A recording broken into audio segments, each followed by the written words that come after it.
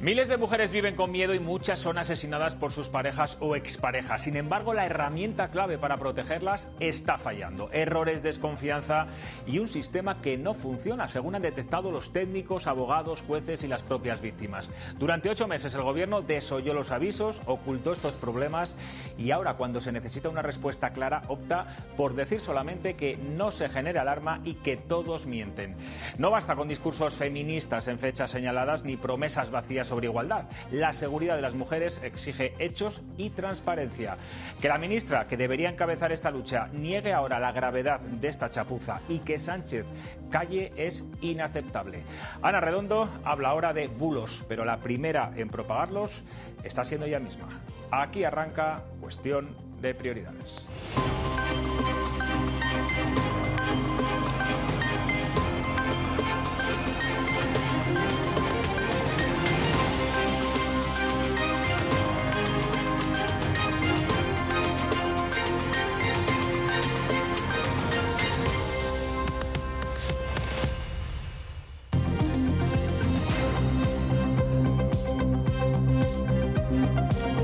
¿Qué tal están? Buenas noches. Arranca una semana calentita en lo judicial. Solo en el día de hoy hemos conocido que el fiscal del caso García Ortiz pide la absolución de su jefe. Nada que, desde luego, no esperáramos. Relacionado con este caso, el juez envía al banquillo al novio de Isabel Díaz Ayuso por fraude fiscal. Y por último, el Constitucional mantiene al socialista Santos Cerdán en la cárcel. 3 asuntos que van a calentar el debate político de estos días, pero si hay actualmente uno al que ya se ha agarrado la oposición y que el gobierno quiere obviar, es el de las pulseras antimaltrato. La Fiscalía del Estado, el Consejo General del Poder Judicial, asociaciones de jueces, trabajadores del sistema Cometa y varias víctimas confirman que muchos de estos dispositivos no han funcionado durante 8 meses y lo alertaron al Ministerio. Ya no solo que el traspaso de datos hubiera errores en ese paso de unos datos a otros, de unas pulseras a otras, es que después estas pulseras tampoco funcionaron. Algunos agresores incluso se las podían quitar sin problema. La ministra niega la mayor, dice que no se ha dejado sin protección a ninguna mujer, no da datos, no da ninguna cifra y solo admite problemas técnicos. Vamos, que mienten todos menos ella. Miriam Polo, buenas noches. Pese a eso, va a volver a licitar el contrato de estas pulseras. Buenas noches, José Luis. Pese a esa defensa cerrada de la ministra, lo cierto es que el gobierno desoyó los avisos durante meses y ocultaron además errores a la opinión pública. Redondo insiste en que el sistema funciona perfectamente, pero reconoce que aún no sabe si los fallos afectaron a sentencias o absoluciones. Lo llama incidencias y lo justifica asegurando que la tecnología no es infalible. Aún así anuncia una nueva licitación con mejoras técnicas. Mientras tanto, acusa a la oposición de generar alarma y el Partido Socialista se limita a cerrar filas en torno a ella. Estamos hablando de un problema técnico que surgió en 2024 cuando hubo un cambio de empresa, desde la empresa anterior adjudicataria a la actual empresa. Las mujeres en todo momento han estado protegidas y a salvo. Por eso es ruin, es miserable y mezquino que el Partido Popular utilice a las víctimas como ariete contra el gobierno, simplemente para ganar un puñado de votos. Estamos hablando de cosas muy delicadas. Hay que trabajar con discreción y afortunadamente el servicio funciona correctamente. En unos meses licitaremos nuevamente este contrato y ya hemos incorporado una serie de mejoras técnicas. Bueno, una de las ministras que más abandera el movimiento feminista en el gobierno es, sin duda, Yolanda Díaz. Mirad, ella habla de que se investigue, pero no mucho, un poquito solo. La vicepresidenta aprieta, pero no ahoga. Pide una pequeña investigación para esclarecer los fallos de las pulseras y reparar el daño causado a las mujeres afectadas. Díaz subraya la necesidad de transparencia y seguimiento, pero evita cuestionar directamente al Ministerio de Igualdad, permitiendo que la gestión de Redondo siga bajo su paraguas político. Si los fallos antecedentes existieron, como siempre, que se aclare, que se haga una pequeña investigación, sepamos qué es lo que ha pasado y, por supuesto, el derecho de reparación de las víctimas. Bueno, ¿qué será eso de una pequeña investigación? Bueno, en este caso el único aliado que tiene ahora mismo el gobierno es Podemos, pero claro, no le queda otra, porque fue con ellos en el Ministerio de Igualdad donde empezó todo. Irene Montero cambió la concesión del sistema para que fueran más baratos. Hoy Podemos también obvia los avisos judiciales y dice que todos son bulos. Pablo Fernández asegura que es falso que las pulseras hayan dejado desprotegidas a mujeres y recuerda que desde que se implantaron en 2013 ninguna usuaria ha sido asesinada. Reivindica así un sistema que su propio partido impulsó cuando estaba en igualdad y que ahora defiende a capa y espada, aún frente a los informes de jueces y víctimas que alertaron de fallos graves. Hay que decirlo muy alto y muy claro. Es un bulo decir que las pulseras han fallado, es un bulo decir que las mujeres han estado desprotegidas. Las pulseras no han fallado en ningún momento. Las mujeres que llevan esos dispositivos han estado siempre protegidas. Es más, las pulseras es un instrumento, es una herramienta absolutamente eficaz y efectiva para proteger a las mujeres. Ninguna mujer que ha llevado una pulsera de esas características ha sido asesinada desde que las pulseras se implementaron en el año 2013. Bueno, tanto PP como Vox piden la dimisión inmediata de Ana Redondo y en el caso de los populares mañana celebrarán en el Senado una sesión monográfica sobre las pulseras. Pedirán también en el Congreso la reprobación de la ministra Vallisoletana. La derecha carga con todo y es que los populares quieren forzar el debate en el Senado y en el Congreso no solo para reprobarla, sino para dejar claro que el Ejecutivo es el único responsable de los fallos del sistema. Vox, por su parte, habla de chapuza y exige responsabilidades inmediatas. El debate se amplía además porque critican que los problemas detectados en 2024 se minimizaron, que las incidencias además no fueron explicadas con claridad y que la respuesta política ha sido insuficiente.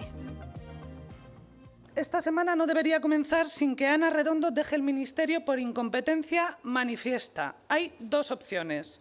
O la ministra dimite, y no parece que lo vaya a hacer, o a la ministra se la destituye, porque no puede continuar ni un segundo más en el cargo. En cualquier país decente, esto habría llevado a una cascada de dimisiones inmediatas. Bueno, más allá de las guerras políticas entre los propios partidos, a los que hay que escuchar en este momento, sin duda, a los jueces que lo advirtieron y también a las víctimas. Miriam, varias asociaciones judiciales han hablado y también varios jueces de audiencias provinciales. Tenemos, de hecho, un ejemplo. El de la nueva presidenta de la Audiencia Provincial de Albacete, María Rosario Sánchez Chacón, lo resume con mucha claridad. Las pulseras llevan tiempo dando problemas y, aun siendo útiles, no son un sistema infalible para garantizar la seguridad de las víctimas. Una advertencia que se suma a la de asociaciones judiciales que llevan meses reclamando más medios y un refuerzo tecnológico que evite que los errores se repitan. Realmente han venido dando problemas durante bastante tiempo porque aparte de que no es un medio infalible para la prevención y para la seguridad de las víctimas, sí que han venido dando problemas y sí que me consta que esto se ha puesto en conocimiento en varias ocasiones. Bueno, estamos hablando de un escándalo y de un problema que va a atemorizar aún más a muchas mujeres que actualmente necesitan protección.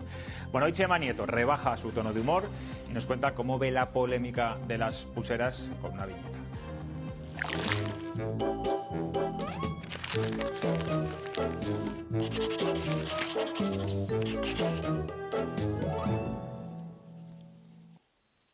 Se observa mejor la vida con una luz encendida. Hemos resuelto el misterio de las pulseras antimaltrato. Es perfectamente posible que las pulseras funcionen y, sin embargo, que no detecten cuando el maltratador se acerque a su víctima. ¿Cómo?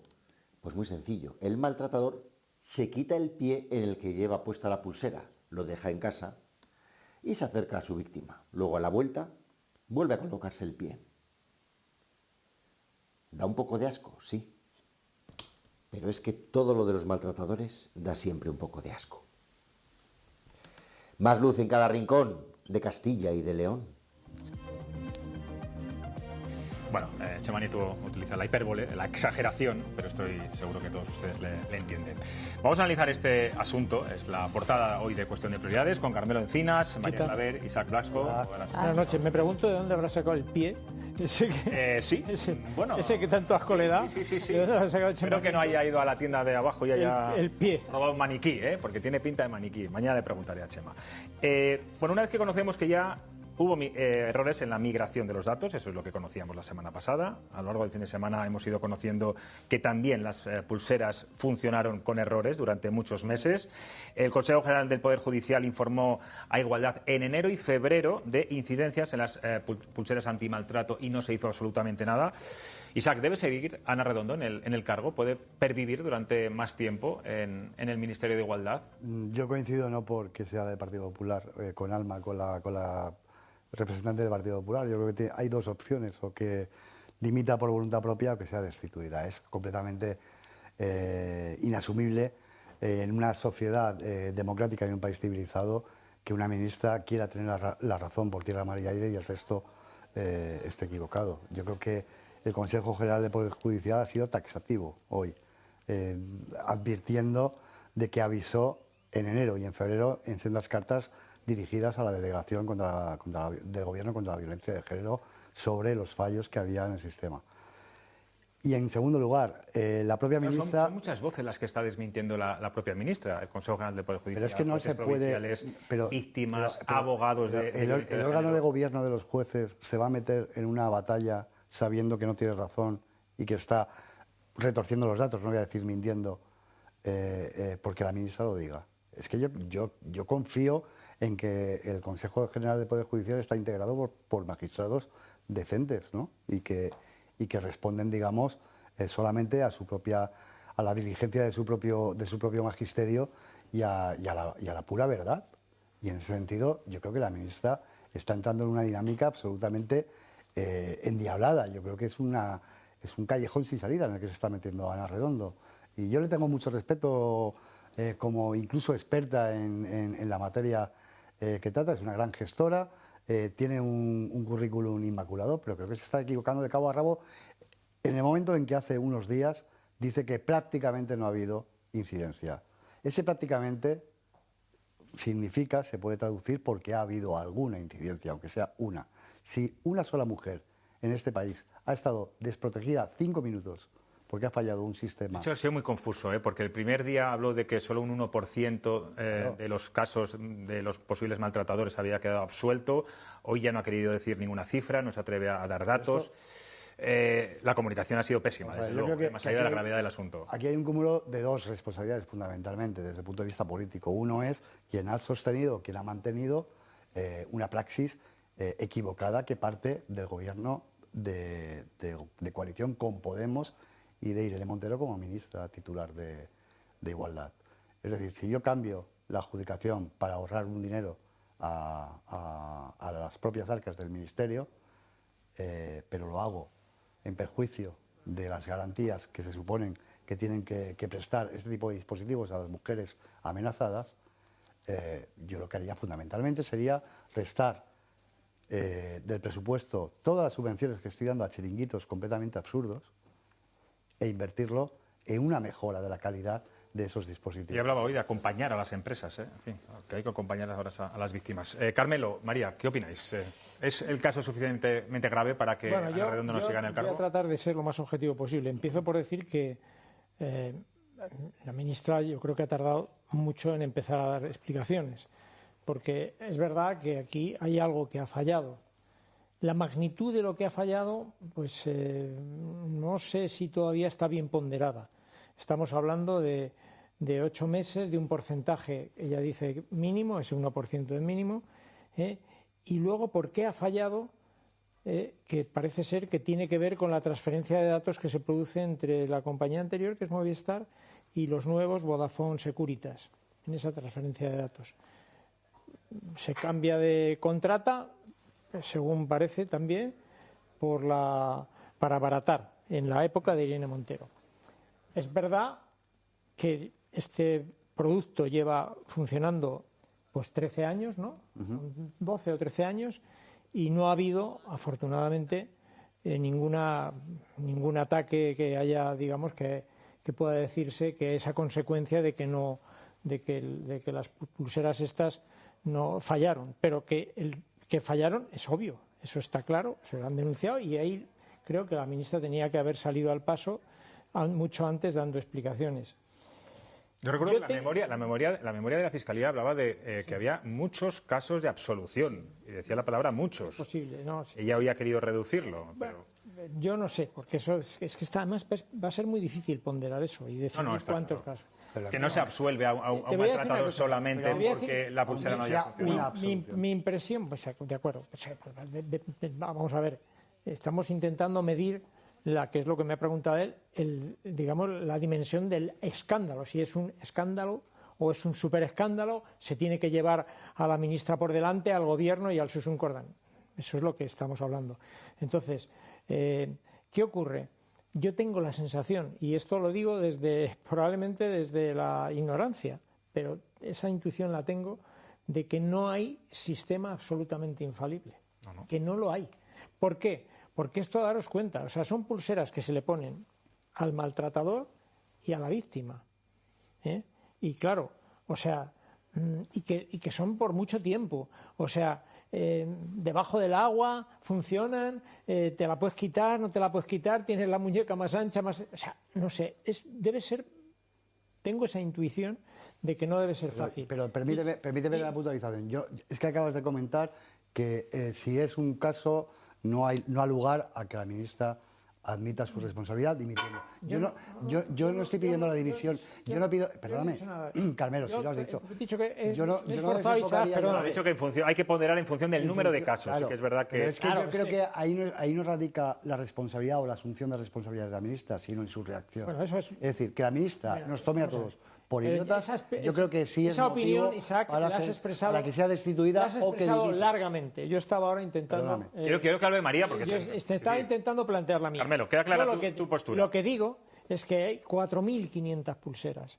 4.500 pulseras. Y que es verdad que, hombre, que la trayectoria de este invento, que yo creo que nunca puede ser infalible, nunca, esa es una intuición. Bueno, eso ¿no?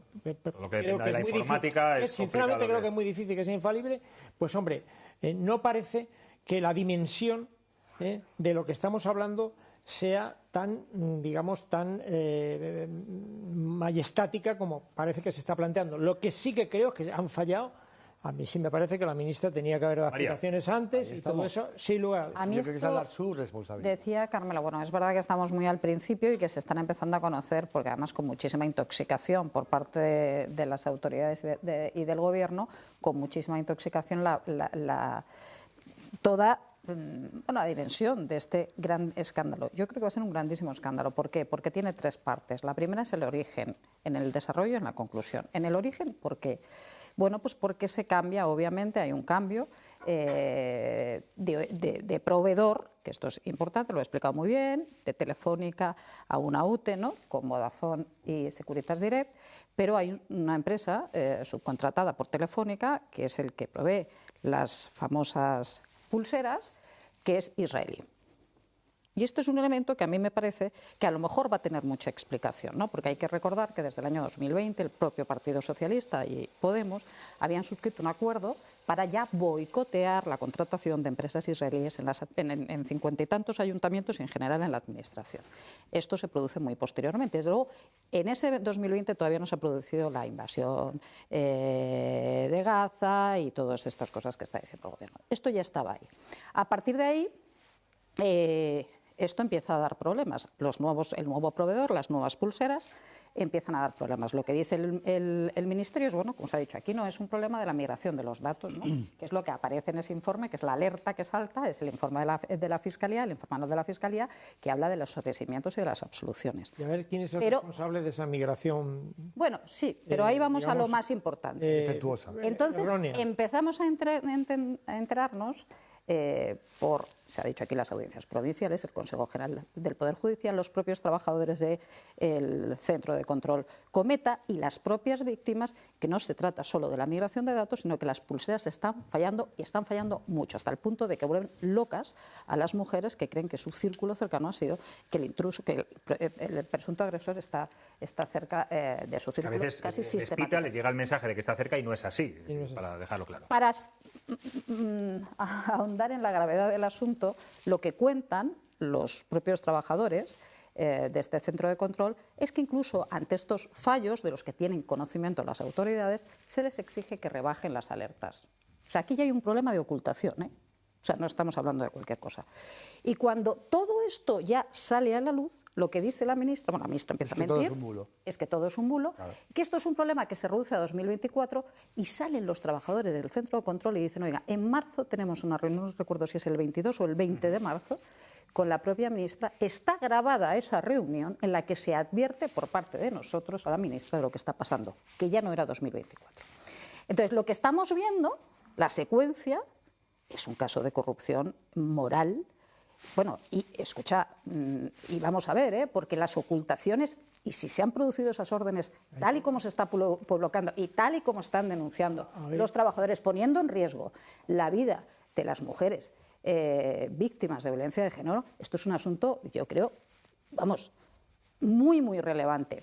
Vamos a ver, yo tengo la sensación de que ella ahora, la ministra, no sabe qué hacer. Por supuesto, se agarran al próximo contrato, que dicen que ya es inminente, bueno, porque tenía que ocurrir, ¿no? La licitación, en mayo me parece que la licitación, porque estaba previsto, a ver si tapamos toda esta gran chapuza, una chapuza que si realmente responde al interés de Podemos y del Partido Socialista por deshacerse de una empresa exclusivamente a raíz del origen de esa empresa, que es israelí, y que, por supuesto, yo antes miraba, ¿no? Por ejemplo, y que tiene todo el sentido, porque hace 10 días, antes de que estallase este escándalo, la coalición Sumar cuestiona, esto es una página de Izquierda Unida, la coalición Sumar cuestiona la renovación del contrato del Gobierno vasco con la empresa de origen israelí, Atenti, que es esta, exactamente para el control telemático, en este caso de los presos de Euskadi. Es decir, si todo esto responde a eso, cuando, bueno, sí que, no, es que claro, cuando se le dice, no, bueno, no es una especulación, no, esto no es especulación, bueno, esto, eso sí, pero esto no es que estás extrapolando. Entonces, lo que yo estoy diciendo, otro y la ministra lo ha negado, la ministra lo ha negado también, pero yo creo que en esto también va a venir. Entonces, mi pregunta es, ¿todo esto responde a esto? Cuando a la gente se le dice, oiga, esto de jugar con la política exterior, digo, me cambio un poco de tema, pero tiene que ver con esto, de jugar con la política exterior tiene incidencia sobre la seguridad y la defensa, parece un concepto como abstracto, ¿no? Bueno, pues esto es una de las cosas. Esto es una de las cosas, poner en riesgo la vida de 4.500 mujeres. Hay una consigna general que yo creo que, como bien dice María, está muy empujada por Sumar, de que la Administración deje de contratar, hombre, evidentemente, que la Administración deje de contratar en todos los órdenes. Que el contrato muy anterior. Que es una consigna actual. No, Carmelo, el acuerdo entre Podemos... Estás hablando de eso de Euskadi, pero no estamos hablando de las pulseras. Es la misma empresa, Carmelo. Ya, pero es que lo de las pulseras es muy anterior, cuando no se había producido lo de Gaza. No, cuando en el 2020, yo insisto, porque conviene tener las fechas claras, ya se suscribe un acuerdo, no había pasado nada, ni tan siquiera los terribles atentados del 7 de octubre. Ya se produce un acuerdo entre el PSOE y Podemos para boicotear a las empresas israelíes y las administraciones públicas. Porque está publicado, quiero decir, que lo puede consultar la gente. En el ADN de esta izquierda.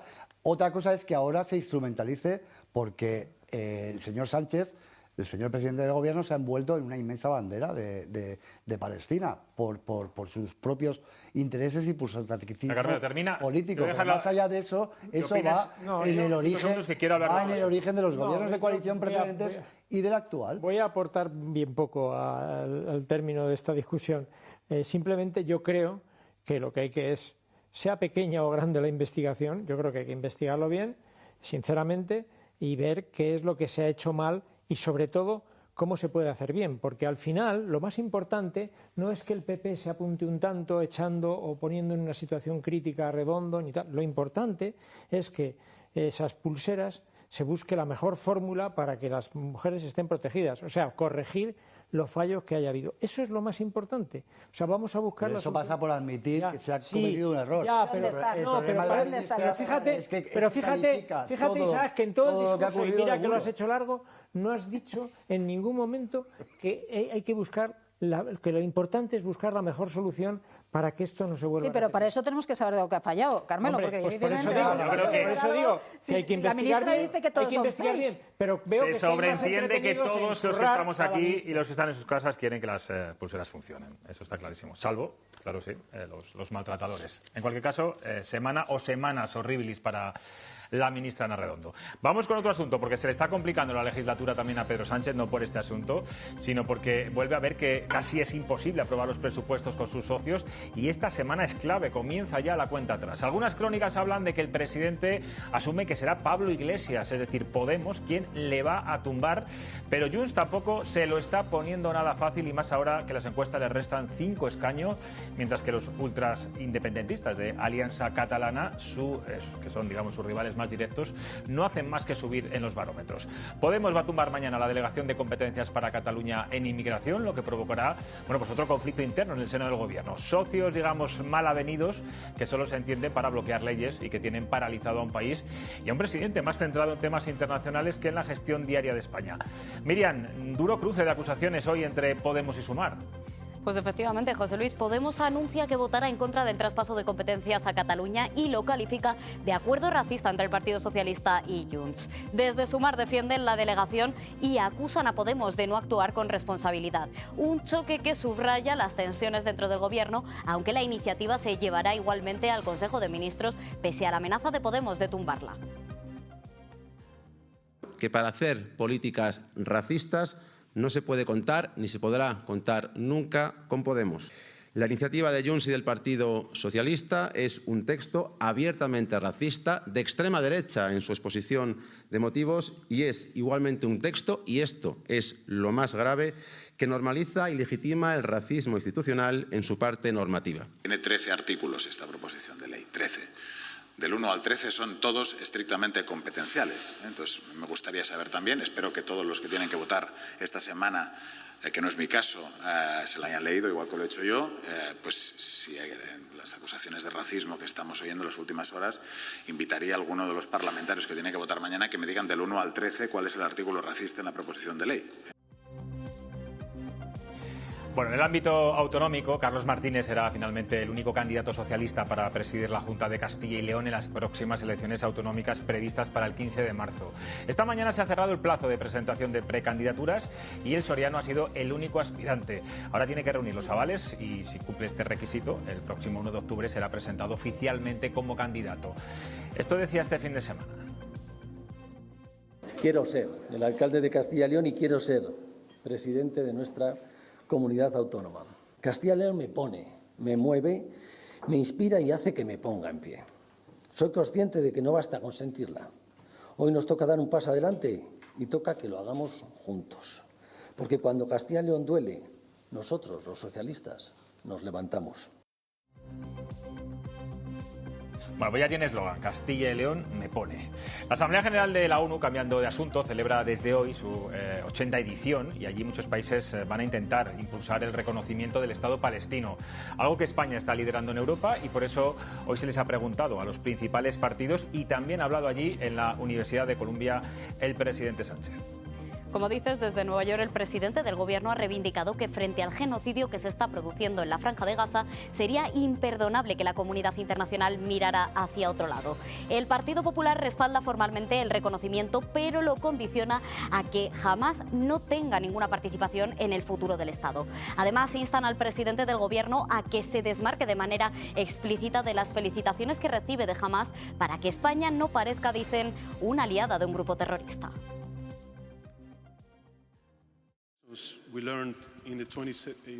Una de las lecciones más importantes que aprendimos en el siglo XX es que el genocidio es el peor crimen contra la humanidad, pero la otra es que mirar hacia otro lado es imperdonable.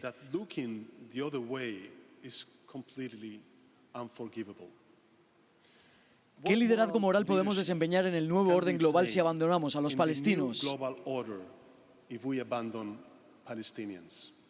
Hace varios meses que desde el Partido Popular le preguntamos al señor Sánchez a qué fronteras y a qué interlocutor vincula ese reconocimiento, y por el momento todavía no nos ha contestado. Nosotros defendemos con tanta intensidad que Palestina tiene que ser un Estado como que jamás no puede jugar ningún papel, insisto, ningún papel en el futuro de ese Estado.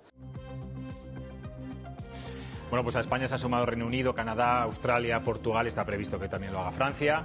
Miriam, ¿qué opinan nuestros seguidores en las redes de este reconocimiento al Estado palestino?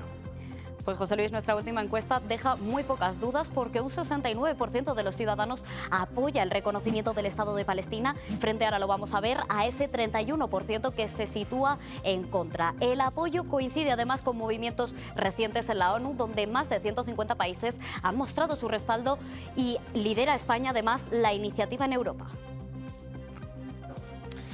Pues muchas gracias, Miriam. Hacía comentarios así por lo bajinis María Claver, que intentaba descifrar, pero no ha sido capaz cuando hablaba Pedro Sánchez. En cualquier caso, ¿qué hubieras votado en esta encuesta, María? El reconocimiento del Estado palestino, es que la cuestión esta no es el reconocimiento del Estado palestino, se ha dicho muy bien qué fronteras y qué autoridad. O sea, es decir, mira, hoy Pedro Sánchez ha ido a Colombia a explicarles a todos que, bueno, sobre todo a los israelíes, cómo se lucha contra el terrorismo. Y lo ha comparado con ETA. Y lo ha comparado con ETA. Ha tenido esa... O sea, ha tenido el cuajo, ese cuajo de que la lucha contra Hamás es una lucha similar a la lucha que el Estado de Derecho español, que es el que vence a ETA, las fuerzas y cuerpos de seguridad del Estado, la resistencia heroica sin respuesta de los españoles, heroica sin respuesta de los españoles, y los jueces españoles. Esos son los que acabaron con ETA. Ninguna de estas circunstancias se dan en Gaza, que es un Estado terrorista, es una dictadura terrorista islamista desde hace más de 20 años. Entonces,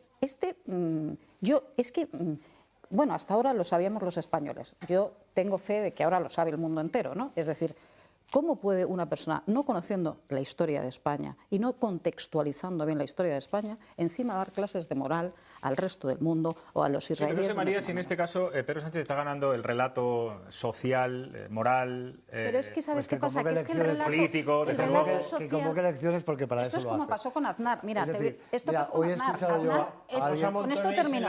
No, quiero decir una cosa. Partido Popular, por favor. Déjame un momento, te voy a decir solo y ya te dejo. Esto pasó con Aznar. Fíjate, estoy criticando a Aznar porque yo creo que esto lo hizo mal. Cuando un país como España se pone a jugar una liga que no le corresponde, las consecuencias no son buenas. Y cuando Pedro Sánchez se pone a jugar una liga que no nos corresponde, exclusivamente por una agenda política electoral, las consecuencias no van a ser buenas. Hemos visto ya lo de las mujeres maltratadas, pero como estas habrá muchas más. Es decir, la historia es que tú tienes que jugar la liga que te corresponde. Y las apuestas, en este caso la del Partido Popular, es a largo plazo. Tú tienes que ser un socio previsible, fiable en los consensos internacionales en las cuestiones esenciales. Y si no haces eso, pues estamos haciendo... Bueno, ahora parece ser que quiere el premio Nobel. Hay quinielas. Bueno, los franceses, que ya define un poco de dónde sale esto. Los franceses, hay un locutor que pedía el premio Nobel y se ha montado todo un grigay con este tema. Vamos, yo estoy encantada. Que lo nacionalicen. O sea, se presenta a las elecciones allí. Trump, que a lo mejor... Trump también aspira al premio Nobel. Bueno, yo, para empezar, en esto de este ataque furibundo a Sánchez, no, habéis hecho coral. En este caso yo simplemente voy a puntualizar algo. Y primero, y es que yo le he escuchado en todas y cada una de las intervenciones que ha hecho Sánchez sobre el tema de Gaza, siempre ha condenado a Hamás, calificándolo como acto terrorista, lo que hizo el 7 de octubre y repudiando el terrorismo y hablando de la necesidad de que los palestinos tengan una salida a la situación que tienen. Eso es lo que yo le he escuchado y creo que ha sido pionero, hay que reconocerlo, en dar un paso adelante en muchas iniciativas contra la masacre que se está produciendo en Gaza. Para mi juicio no tiene calificativo, creo que es un genocidio, creo que son crímenes de guerra, creo que es una masacre, creo que es una matanza, creo que es una operación de limpieza étnica, creo que es un exterminio y yo no sé cómo no. En este caso, el Partido Popular no ha visto la conexión que tiene la población civil de rechazo con lo que está pasando. O sea, es que no puedo entender que hayan sido tan torpes en esto y que se haya dejado llevar por Ayuso, que está ahí... ¿Tú crees? Pero dices por la palabra genocidio solamente, por no hablar de genocidio. No solo por genocidio, sino por la actitud. No, déjame, perdona, Isa, déjame. A ver, es que tengo mucho interés en saber cuál es la actitud. Es que entre uno y otro déjame, primero voy a recordar...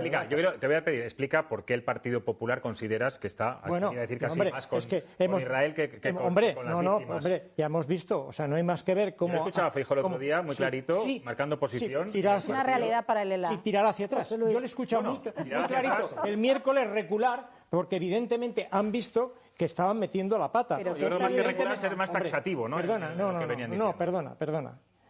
Porque dentro del PP hay un movimiento también. Bueno, esto lo hemos visto todos. Es tan obvio que vio en esa intervención en el Congreso la necesidad, digamos, de remarcar que aquello era una masacre porque, entre otras cosas, la que le está siempre enmendando la plana, que es Isabel Díaz Ayuso, está haciéndose fotos con los israelíes, recibiendo israelíes, y les va a poner un monumento a los israelíes. ¿Cuántos israelíes ha recibido? Hombre, por favor. No, vamos que no a lo sé. pero de verdad, es que dices cosas que Feijóo no ha condenado esto, que la otra está recibiendo. Es que se estuvo haciendo fotos con el equipo de la Vuelta Ciclista. Es que no hay ni un solo israelí en el equipo. Sí, pero pone Israel. Bueno, Israel. escucha. Pero vamos a ver, es que pues, se puede ser tan ignorante como para no ver que el dueño de ese equipo de la Vuelta Ciclista es un sionista íntimo amigo de Netanyahu que pretende blanquear en todo momento la matanza. Es que no hay corazón, no hay sensibilidad para no ver lo que está pasando en Gaza. Solo la izquierda. Lo que pasa... Y que estéis jugando a la Vamos a escuchar a Isaac. Solo la izquierda tiene ese corazón. El mismo que cambiaste con los saharauis. Madre mía, 4 horas, ¿eh? Madre mía. Es que no seguimos con tanta emotividad. Es a caer en la trampa dialéctica que ha urdido el presidente del gobierno por puro interés electoral y político. Porque da igual llamarlo genocidio que masacre. Nadie, no da igual. Nadie. La consideración jurídica. Me dejas por favor hilar dos frases.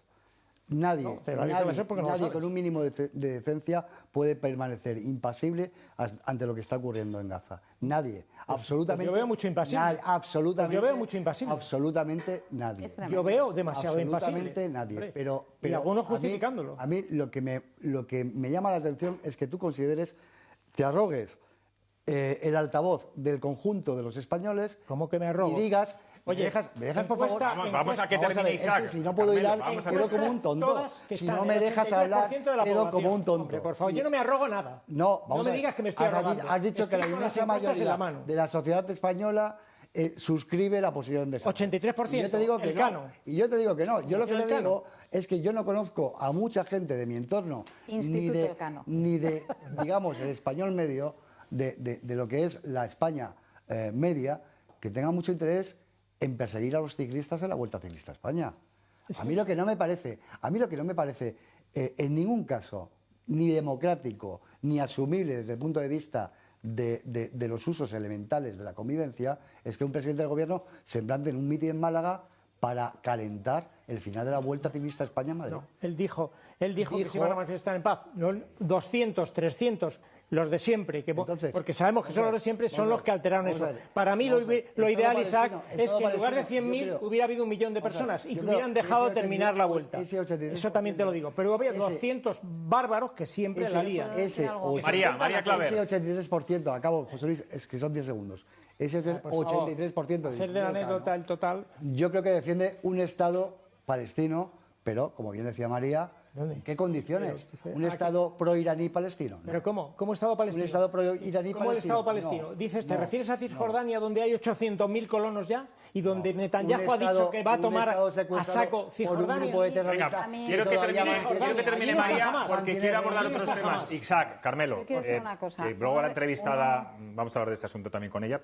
Quiero que remates este asunto. Una de las cuestiones que me parecen más graves de todo este tema de manosear la política exterior es el intento de Pedro Sánchez, indisimulado, por deshumanizar al contrario. Rusia es culpable, claro. pero no es más grave que esto, es deshumanizar al contrario, es decir, aquel que no eleva el tono hasta llamar genocidas o acusar a Israel de estar cometiendo...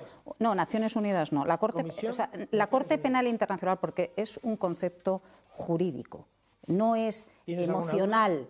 O sea, el genocidio es un concepto jurídico que corresponde a la Corte Penal Internacional. Entonces, dejaros de Naciones Unidas y de manosear a Naciones Unidas. Entonces, lo que estoy diciendo es que todo aquel que dice que no hay que elevar el tono para definir lo que está pasando y reconoce la masacre en Israel es absoluta, y lo hemos visto aquí ahora mismo, es tachado de inhumano, de insensible. Hombre. Mira, Yo con esto voy a terminar.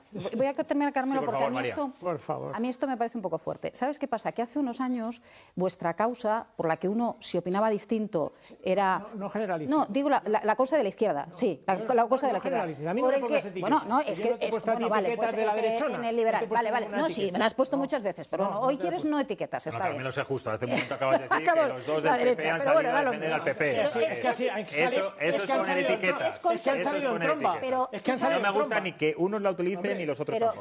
Pero la Aquí izquierda venís a tiene la defender maquinita lo de que las consideráis. etiquetas. Ellos tienen narices. el copyright de la maquinita Humanidad. de las etiquetas. Ponen ellos etiquetas a la gente y etiquetas al dolor. Qué Que es pena. peor. Entonces, bueno, hace unos años era la causa saharaui, hasta que llegó el gobierno y entonces destituyó a la ministra de Asuntos Exteriores porque había permitido la entrada de un líder saharaui para ser tratado en un hospital, y en 24 horas el presidente del gobierno cambió de opinión y se olvidó de los saharauis. La izquierda, que lloraba por la causa saharaui, la presión de los saharauis, dejó de decir que aquel que no lloraba por la causa saharaui no era una persona humana.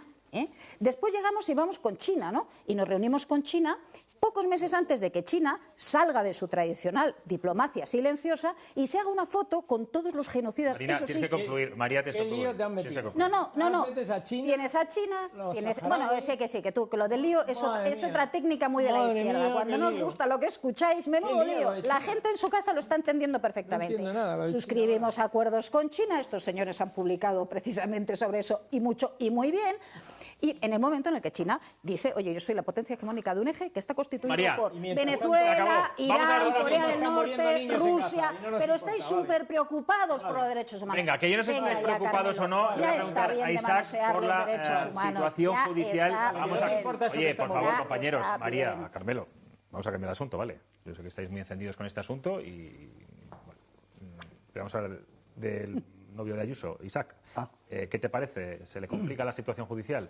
Hombre, a ver. Quiero hacer una valoración así un poco breve porque quiero que hablemos de más cosas. Yo creo que la juez sustituta ha sido bastante, no sé, rápida, ¿no? Le ha dado mucha velocidad a la decisión de procesar, de sentar en el banquillo al señor Amador, y todavía no ha esperado a que se pronunciara el recurso que había contra esa decisión. A mí me parece un poco anómalo. Ahora bien, me parece anómalo que una juez desoiga o no espere a que se resuelva un recurso si tú sabes en contra de perfectamente una que decisión. lleva intentando retrasar por todos los medios el abogado, el señor González Amador, que ha retrasado de mil maneras posibles, Vamos a de ver, mil maneras esto es muy imaginar, fácil, intentando, evidentemente, a ver si caduca el tema, creo yo, porque si no ya me contarás. Vamos a ver, o sea, ¿cómo puedes decir que es anómalo el que ya de una vez por todas digan, oye, hasta aquí hemos llegado, ya no se puede retrasar esto más, hombre? Pero ¿cuánto tiempo O sea, ¿te parece llevamos? anómalo que no espera la audiencia? Hombre, claro, a que se resuelva un recurso contra de una decisión en la línea de la que ella ha tomado. Si esto lo Una llega a juez hacer Peinado... que acaba de aterrizar en el caso. Bueno, es que Madre Peinado mía, ya, madre de mía. Peinado ya ni Si lo hablamos. llega a hacer Peinado, está... Peinado ya ni hablamos. Es que, vamos, juez lo de medieval, Peinado es... merece ser quemado en la hoguera, y esta Sí, sí, señora sí. es un dechado de virtudes y de solvencia, ¿no? oportunidad y de solvencia. Ese sí, es el sí. tema, claro. Bueno, va a haber presupuestos en breve. El 1 de octubre concluye el plazo. Mañana no se va a aprobar esa delegación de competencias en inmigración a Cataluña, porque, bueno, ya lo ha dicho Podemos, Puigdemont además sigue en Waterloo. Alianza Catalana está subiendo de 2 a 19 escaños en el Parlamento catalán, según una encuesta de La Vanguardia. Es para estar nervioso, Junts, María. Y Podemos también, claro. Bueno, el que no está nervioso es el presidente del gobierno, porque estamos hablando Bueno, de aprobar presupuestos generales del Estado. O sea, todos, quiero ¿no? decir, no ya, bueno, pero principalmente aquel que tiene la obligación de presentarlos y de aprobarlos, sobre todo porque lleva desde 2023. O sea, yo no sé lo nervioso que está Junts, ni lo que está Podemos, pero vamos, a mí me parece, o sea, los presupuestos generales del Estado es la ley más importante, porque es donde tú, de alguna manera, representas o explicas, ponderas, ¿no?, toda tu decálogo ideológico, tu decálogo político en términos de números, ¿no? Este gobierno lleva desde el 2023 sin presentar presupuestos, o sea, saltándose el mandato constitucional, le da lo mismo. Él decía que no podía, que un coche era sin gasolina, no sé qué, sin presupuesto era sin gasolina, ahora ya le da lo mismo. Entonces está a cara descubierta, le da lo mismo. Lo suyo es la resistencia, quiere seguir teniendo los resortes de poder bien atados, para que la fiscal hoy diga que es que el fiscal es, no pasa nada, para que la abogacía del Estado siga haciendo de abogado de Begoña Gómez y de toda su familia, para tener los resortes, el CIS, haciéndole Pero le interesaría tener a Junts más relajado, que está muy nervioso últimamente. Pues si es que va a seguir gobernando, aunque no tenga presupuestos. Es decir, está dispuesto a seguir hasta el final y convocar a elecciones si ve la oportunidad. Ahora se dice, ¿no?, que con esto de Gaza podría haber una oportunidad. Yo creo que no, sinceramente, él sabe muy consciente. Carmelo, que nos quedan 30 segundos. Bueno, yo creo que no va a haber presupuestos. No, y voy a empezar por decir que el mayor obstáculo no es Junts, que es un obstáculo, sin lugar a dudas. Podemos, está Pero a mí me parece que el principal obstáculo es Podemos. Podemos, a mi entender, quiere ver en las mayores dificultades posibles al gobierno de Sánchez. Solo hay una persona que Pablo Iglesias odie más que Sánchez, que es Yolanda Díaz. Y por tanto yo creo que a él le mueven otros intereses, otros resortes, otros estímulos, otras sensaciones, otras pasiones, que sea el interés general. Isaac, así que sin presupuestos, pero no. En la Moncloa. Por supuesto. Yo creo que va a presentar presupuestos, pero es que yo creo que para él, para Pedro Sánchez, no es prioridad que salgan adelante, pero sí tiene que cumplir el precepto de al menos presentarlos. Lo dijo en la entrevista con Pepa Bueno. Sí. Que los iba a presentar y el que no los quiera aprobar es su problema, no el suyo. Bueno, veremos en Castilla y León, que también está la cosa complicada. No tiene de momento los apoyos Alfonso Fernández Mañueco para aprobarlos, aunque como ya saben las elecciones van a ser el 15 de marzo. Enseguida volvemos, vamos a volver a hablar de Gaza con una portavoz de UNICEF para hablar sobre todo del drama humanitario que están viviendo allí los niños. Vamos a dejar un poco la política a un lado para hablar de los que realmente están sufriendo en esa franja. Enseguida volvemos.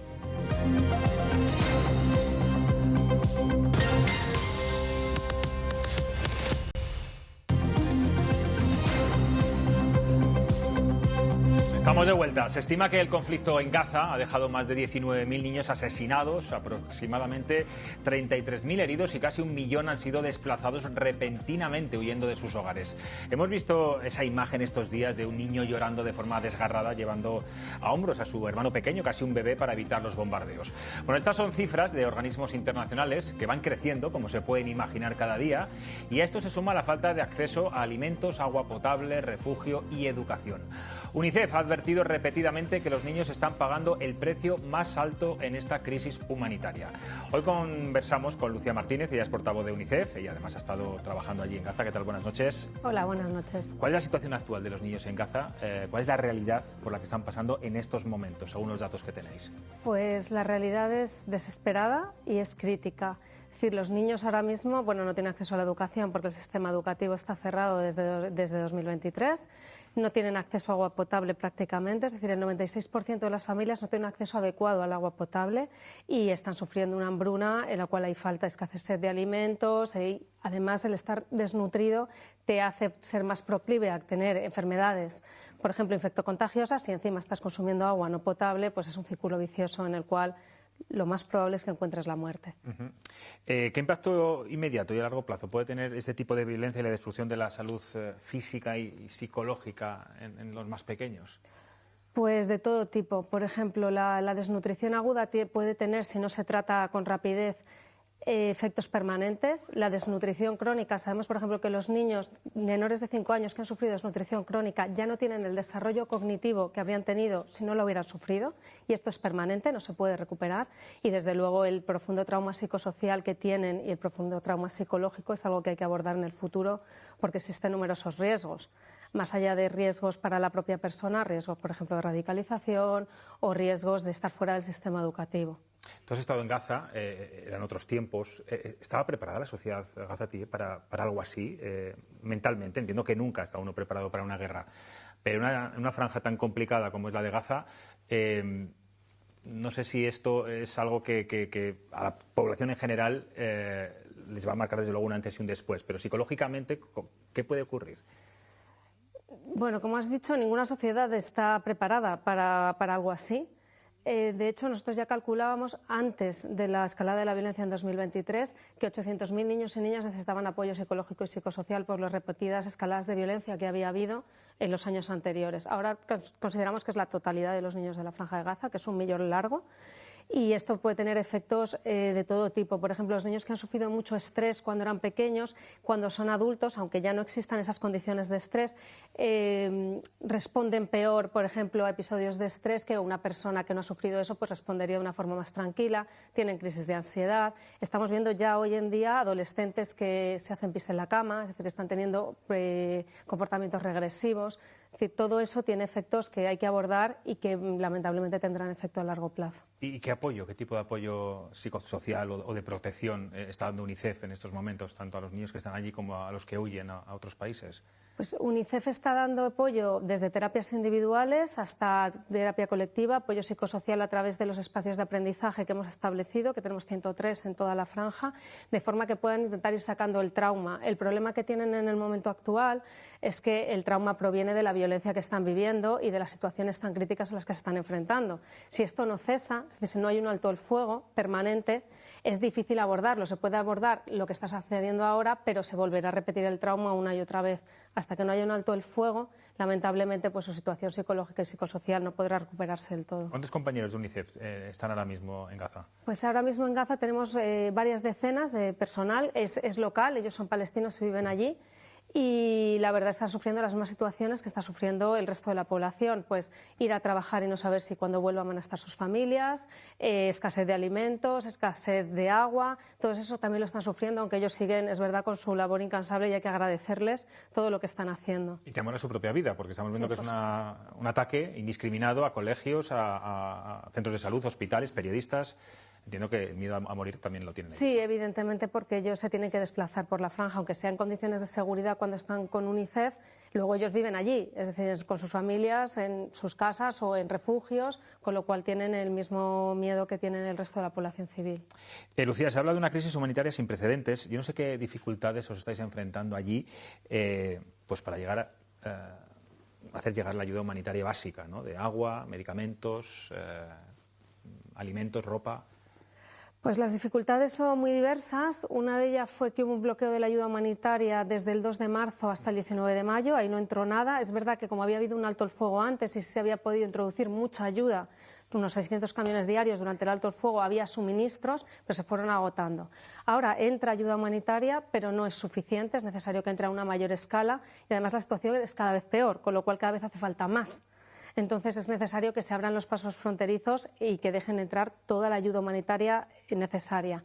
Luego, la ayuda humanitaria que entra se encuentra con el problema de la violencia dentro de la Franja de Gaza.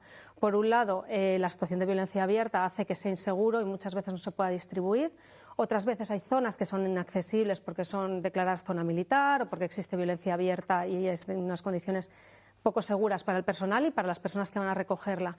Y luego está el hecho de que la situación es desesperada para la población civil y para las familias y saben que no hay ayuda suficiente para todo el mundo, con lo cual mucha gente intenta llegar a los camiones antes de que estos lleguen a los puntos de distribución y esto también les pone en riesgo porque es muy peligroso. Estamos viendo imágenes de niños, de familias corriendo, tirando, abriendo paquetes, abriendo sacos de comida, que no es la fórmula, claro, la desesperación que lleva a eso, claro. Efectivamente, es que saben que no va a haber para todo el mundo porque no está entrando suficiente. Entonces, pues es la desesperación lo que les lleva a hacer eso, pero es cierto que también es peligroso, se pueden tirar la ayuda humanitaria encima, puede haber accidentes, es decir, es algo peligroso. ¿Qué responsabilidad tiene la comunidad internacional y los estados frente a la protección a los niños en zonas de conflicto? ¿Están haciendo bien su trabajo? Desde UNICEF no entramos a valorar si la comunidad internacional hace bien o no su trabajo. Lo que sé es que lo que sí que decimos es que es necesario que todas las partes implicadas en el conflicto respeten el derecho internacional humanitario y el derecho de los niños y de las niñas están especialmente protegidos por la Convención de Derechos del Niño y de la Niña. Y esto debería cumplirse en todos los conflictos, no solo en este, que todas las partes respeten el derecho internacional humanitario. ¿Pero sentís en este caso respaldados por los gobiernos, por la comunidad internacional, por la Unión Europea? UNICEF, me refiero a UNICEF.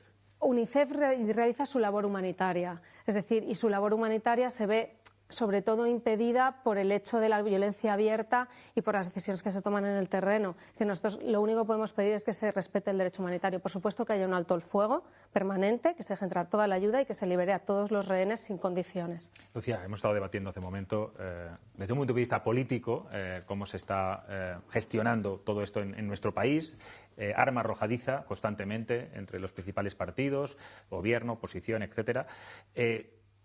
¿Usted cree que les falta más a los políticos humanizarse, hablar del drama humano, que no es tanto quítate tú para ponerme yo o hablar de genocidio exclusivamente, sino que falta hablar de temas como los que estás hablando? ¿Tú crees que los políticos en este caso están fallando?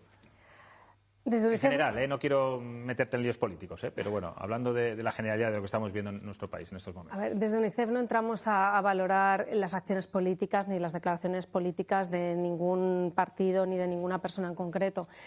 Es verdad que lo que necesitamos, y creo que la sociedad española en general necesitamos, es entender que los niños y las niñas que están sufriendo esto son niños y niñas como los que están en nuestros colegios, como los que están en la calle, como los que juegan en nuestros parques. Es decir,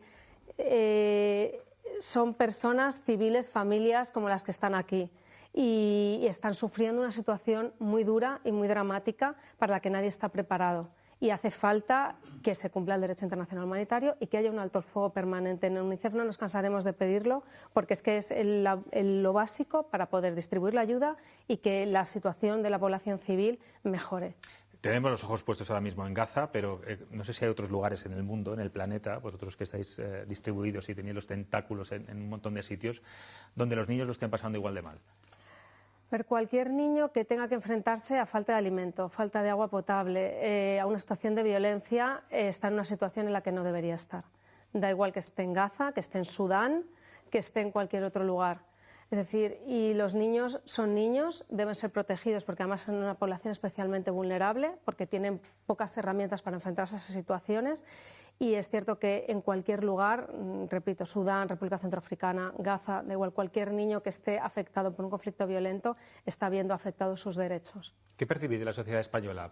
¿Nos pilla un poco lejos Gaza? ¿De alguna forma nos estamos sensibilizando, más a lo mejor quizá de lo esperado?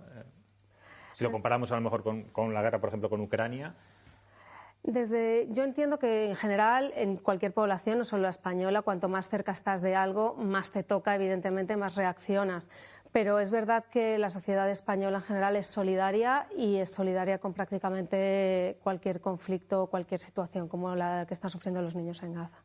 Para los que nos estén escuchando y nos estén viendo ahora mismo, no sé si hay alguna fórmula para que podamos ayudar a los niños gazatíes a través de UNICEF, si tenéis algún número de cuenta, una página web, ¿cómo podemos ayudaros? UNICEF tiene una llamada de emergencia para Gaza, bueno, para Palestina en general, pero la mayor parte es para Gaza, que es de 716 millones de dólares. Está cubierto en el momento actual solo el 35%, es decir, nos faltan todavía 465 millones de dólares por cubrir, así que cualquier donación es necesaria. Y aunque estemos diciendo que no se puede distribuir o que no se puede distribuir en gran escala, es muy necesario tener toda la ayuda preposicionada ya en los pasos para que cuando haya un alto el fuego pueda entrar de forma masiva. Y esto lo vimos en el alto el fuego. Como ya estaba preposicionada la ayuda, se pudo reaccionar muy rápido y de hecho la situación nutricional de la Franja de Gaza en el alto el fuego aumentó de forma exponencial, mejoró de forma exponencial muy rápido. Y fue precisamente por eso. Así que a través de la página web de unicef.es, ahí se puede donar la llamada de emergencia de Gaza. ¿Estáis pidiendo ayudas económicas? ¿Estáis pidiendo comida? ¿Estáis pidiendo ropa? ¿Qué es lo más eficaz en estos momentos? Lo más eficaz es ayuda económica, porque lo más eficaz suele ser adquirir la ayuda en los países de alrededor o cercana al lugar. Porque trasladar, por ejemplo, la ropa, los alimentos desde aquí hasta allí, a veces no hay más remedio, a veces hace falta, pero es bastante más costoso. Normalmente lo más eficaz es eso, con lo cual lo más eficaz es donar dinero, aunque parezca a lo mejor lo que menos te sale de dentro. Lucía, tengo aquí a 3 periodistas que te están observando y también querrán formularte algunas preguntas. Carmela. ¿Qué tal, Lucía? Y enhorabuena por lo que intentáis hacer, no sé si por lo que conseguís hacer, porque efectivamente hay muchas dificultades para hacer lo que pretendéis. Lo que está ocurriendo en Gaza no está ocurriendo por un terremoto, ni por una sequía pertinaz de toda una población, ni una pobreza extrema, como ocurre en muchos países africanos, donde los niños mueren por falta de alimentos o por falta de agua. Ocurre porque hay un Estado, que es el Estado hebreo, el gobierno de Netanyahu, que ha entrado allí a sangre y fuego y está poniendo a la población en una situación límite hasta el extremo de que, bueno, pues no tienen alimentos, no solo son las bombas, son la falta de alimentos, la falta de medicamentos, en fin, los está matando literalmente, de ahí esa cifra tan abultada de niños y de civiles, ¿no?, que está por encima ya de los 65.000. UNICEF es una organización internacional, es una organización dependiente de Naciones Unidas, donde entiendo que también hay israelíes, y habrá judíos en UNICEF. Y yo me pregunto, ¿qué opinan, qué sienten, qué dicen los miembros de UNICEF que son de procedencia israelí o que son judíos de lo que está pasando, de lo que está ocurriendo, de lo que está sufriendo aquella gente? Todo el personal de UNICEF evidentemente está muy sensibilizado con la situación humanitaria que sucede en Gaza y en otros lugares, y realmente nos centramos en la ayuda humanitaria y en cómo asegurar que los niños y las niñas tienen cubiertos sus derechos y pueden acceder a ellos. Eso es la labor fundamental de todo el personal de UNICEF, incluido de las personas de origen israelí o de las personas judías que trabajan en Israel. Están sensibilizados ellos también con lo que está ocurriendo allí y, por tanto, rechazarán que no dejen pasar la ayuda humanitaria de UNICEF, ¿no? Honestamente no sé, es que no tenemos conversaciones a nivel político. De hecho, UNICEF tiene un comité nacional como el que tenemos aquí en España, en Israel. Es decir, lo que se trata es de que se cumpla el derecho internacional humanitario y, desde luego, que se abran los pasos fronterizos para que pueda entrar la ayuda. Y eso es algo en lo que toda UNICEF y todo el personal de UNICEF, evidentemente, está de acuerdo. Sea de la procedencia que sea. Entiendo que nunca un voluntario o una persona que trabaje en UNICEF se ha rebelado por intentar ayudar a un pueblo si él está de la otra parte, ¿no? Es decir, estas cosas no pasan, ¿no? Es decir, no sé, yo no he tenido esa experiencia, no sé, claro, no puedo hacer, claro, es decir, está claro que UNICEF defiende el derecho internacional humanitario y defiende el alto el fuego, la apertura de los pasos fronterizos y la liberación incondicional de todos los rehenes. Es decir, y eso es algo que es institucional y que, como personas que nos dedicamos a la ayuda humanitaria, evidentemente estamos sensibilizados con el sufrimiento de cualquier niño y de cualquier niña, sea gazatí, sea israelí. Es decir, son todos niños y niñas. María. Muy buenas, Lucía, y enhorabuena también. Yo quería preguntarte, porque tú hablabas del sufrimiento durante todos estos años. Jamás llega más de 20 años, eso es una dictadura terrorista, Gaza, y todo el que ha entrado, yo he tenido la ocasión de entrar en la franja, le queda muy claro que no se mueve nada en la franja sin que lo decida Hamás. Nada. Es decir, desde lo que se enseña, lo que se dice, lo que entra, lo que sale, cuándo entra y cuándo sale.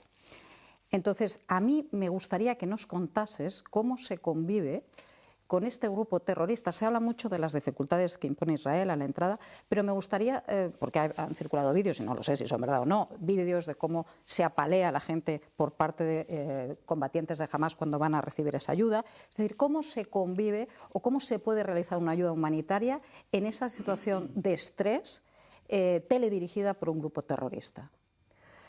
La situación en el momento actual es de conflicto abierto entre distintas partes en conflicto. UNICEF se dirige a todas las partes en conflicto cuando pide que se cumpla el derecho internacional humanitario, y es que desde UNICEF lo que hacemos es tratar de ayudar a la población y de distribuir la ayuda humanitaria. Es decir, esta se distribuye de acuerdo con el sistema que ya existía de Naciones Unidas y las organizaciones internacionales, y hasta el momento funcionaba bien, hasta que ya ha habido esta situación de violencia abierta, de no entrada suficiente de la ayuda humanitaria, etcétera.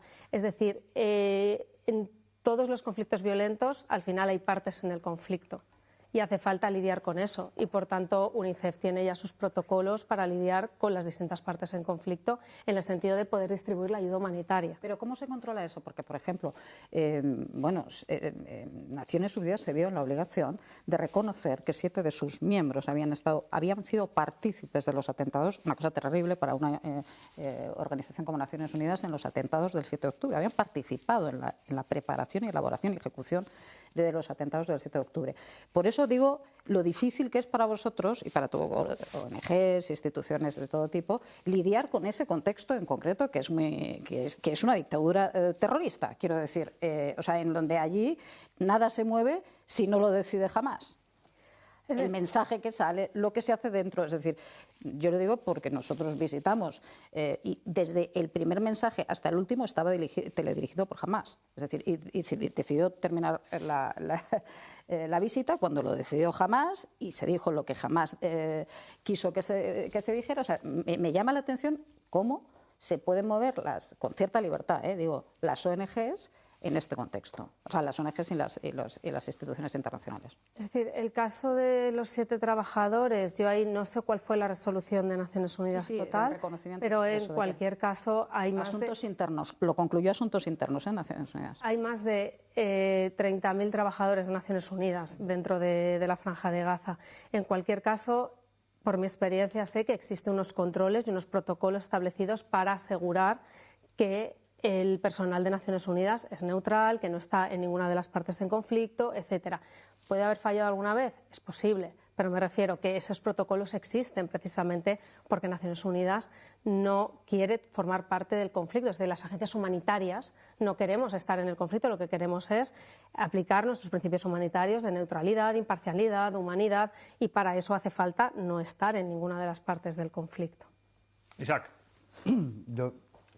Al hilo de eso, Lucía, Naciones Unidas necesita una vuelta. Es decir, el hecho de que tantos países estén reconociendo, es verdad que de manera sucesiva, a cuentagotas, pero al fin y al cabo reconociendo el Estado palestino y que la ONU no tenga la fuerza, voy a decir coercitiva, para tratar de paliar, al menos, o de aminorar esta barbarie. Da idea de que el modelo de la ONU está completamente amortizado y que no tiene ningún sentido en pleno siglo XXI. Es que desde UNICEF nosotros no entramos a valorar cómo está organizada Naciones Unidas. Yo te pregunto tu opinión personal, no. Pero yo estoy aquí de representante de UNICEF. Portavoz de UNICEF, te recuerdo. Bueno, a ver si colaba. Entonces, desde UNICEF no entramos a valorar, evidentemente, cómo está organizada Naciones Unidas, cómo se debe cambiar. Además, es que son los propios Estados que forman parte de Naciones Unidas los que son los responsables de modificar o no cómo funciona Naciones Unidas. Nosotros somos una agencia de Naciones Unidas, pero somos una agencia humanitaria. No entramos nunca a valorar asuntos políticos precisamente porque esa necesidad de neutralidad y de imparcialidad. Estuviste en Gaza hace unos años. ¿Cómo era la vida de los niños entonces, antes del conflicto? Era dura. Era dura. No, por supuesto que no como ahora, estoy segura, pero ya era una vida dura. No dejaba de ser una cárcel al aire libre, porque evidentemente la gente de que estaba en Gaza no podía salir. Tenía el gran muro, no dejaban de salir, ni nada más que exacto, los pocos que iban a trabajar. Sí, no, perdona, los pocos que trabajan con etiqueta. Una cárcel con la llave por dentro también, de Hamás. Vamos a ver, sí. Si todos sabemos que Hamás es que hay que decirlo, sí, hay que decirlo y hay que decir es una también, llave que está por decir dentro. también que quien patrocinó Hamás fue Netanyahu, precisamente para minar la fortaleza de la autoridad palestina. Todo eso hay que decirlo también, porque si no estamos engañando a la gente. Y ahora Netanyahu está masacrando a la población palestina con la justificación de que quiere acabar con Hamás, cuando en realidad con quien está acabando es con los niños. ¿Qué culpa tienen estos 20.000 niños que están muriendo, que no saben ni quién es Hamás, ni lo van a saber ya nunca, evidentemente? No van a saber quién es Hamás. Vamos, de verdad, vamos a ver, los niños también. Los niños también. Venga, hombre. Por favor. Bueno, o sea, es increíble. A la pregunta que hacía Isaac sobre el tema de Naciones Unidas, es obvio que el modelo sí que es más que cuestionable, entre otras cosas, porque hay una serie de países que tienen el veto a todo. Y ahora, por ejemplo, nos hemos encontrado con que Estados Unidos veta una vez más cualquier acción que perjudique a Israel, porque es el primo de Zumosol de Israel. Y todas las barbaridades que haga Israel le tienen que parecer bien porque es su aliado. En fin, es verdad que ese modelo pues ahora hace aguas en ese sentido. Pero si no existiera la ONU, mi opinión personal es que habría que inventarla, porque si no, ¿dónde se podría por lo menos mostrar todo lo que está ocurriendo en el mundo barbaridades como estas, poderlo denunciar siquiera. Otra cosa es su falta de ejecución muchas veces o de tomar decisiones rápidas. Pero yo no coincido contigo, Carmelo. Creo que los niños de Palestina, de Gaza, saben perfectamente quién es Hamás, porque con 4 o 5 años les vemos ya... Todos esos famélicos que tienen No, esos meses. no, me refería antes. Hombre, estos pobres no, porque, bueno, pero muchos niños pequeños les veíamos perfectamente... Pero tienen culpa. Con sus armas... Nadie está hablando de que tengan culpa los niños. No. Estamos hablando del Por supuesto contexto. que no, pequeño, por supuesto que no. Pero que saben quién es Hamás, eso, vamos... Evidentemente. Se lo inculcan desde bien pequeños. Lucía Martínez, gracias por estar aquí con nosotros. Ahí tenemos la dirección de unicef.es en la web para que todos los que quieran colaborar, como ha dicho Lucía, mejor económicamente que con alimentos y comida, porque es más difícil y más costoso de que lleguen estos suministros a los afectados, pues bienvenido sea. Gracias por estar aquí y sobre todo, como han dicho los compañeros, enhorabuena por la labor que lleváis haciendo muchos años y lamentablemente vais a seguir teniendo que hacer. Gracias. Muchas gracias a vosotros. Carmelo, Isaac, María, gracias como siempre. Nos vamos. Mañana volvemos, 11 menos 25 de la noche, aquí en Cuestión de Prioridades. Descansen y disfruten. Adiós.